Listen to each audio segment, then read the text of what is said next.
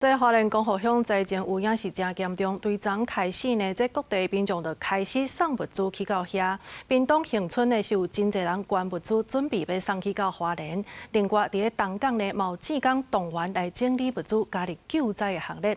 也那伫个高雄，这民间呢是摸到一寡生活用品甲水，各界展现爱心甲行动力，替花莲来送温暖。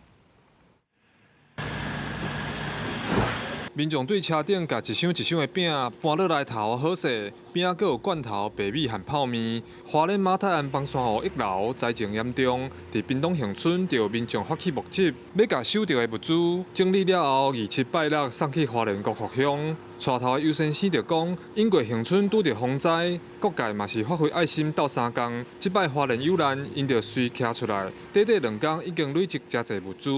我们预计募集到这个礼拜5的晚上9点，只要是台湾的一份子，不管多远，我们有这能量力量的话，就大家一起互相来帮助。另外，屏东东港这边早起嘛是有足侪民众搬摊啊、摇珠啊，甲要捐的物资集中。负责的张先生表示，因有准备2台货车要载，毋过惊物件伤济载袂去，希望阁有大台货车会使加入，帮因运送物资。按算今仔下暗要出发。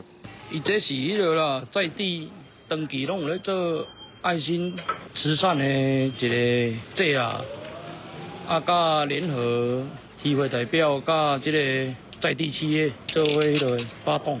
除了屏东、高雄嘛有议员甲民间团体收集到药珠啊、牛奶粉和100箱的水，要加入行动。市议员林志宏表示，伊伫花莲大汉嘛是算讲，互囡仔会尽力帮忙，会使看到愈来愈侪的人投入募集，各界人士大家斗相挺，希望协助花莲渡过即摆的难关。